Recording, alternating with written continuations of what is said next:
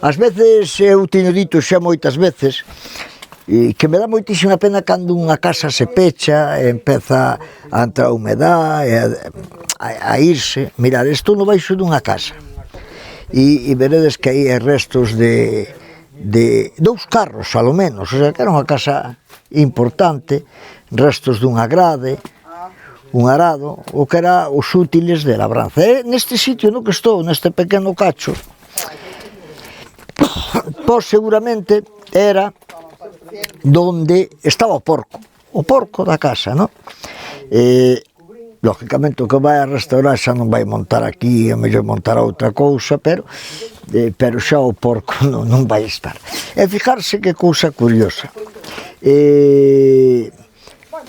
estaba o pío, un pío de pedra, dos que son moi comuns en todos os lados, verdad?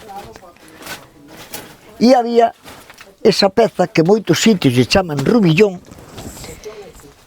que era por donde se botaban os restos da comida, caían aquí no pío, e o porco comía, non botase a comida ao porco. Pero, fijarse que curioso, que a maioría das veces que vin este elemento, simplemente era un furo no suelo, ou era unha peza de madeira para que resbalara, para que escorrira por aí. Pero nesta non, é unha peza de cantería, moi ben feita, caía directamente ao pío, e curiosamente son cousas que non sei se ten importancia ou non, pero a mí me gusta, e se o podo compartir con vos, e algún non coñecía ou nunca había visto. Eu realmente en cantería é a primeira vez que miro o caleiro, creo que chama así en algúns sitios, en pedra. Sempre o vin en unha peza de madeira. Curioso.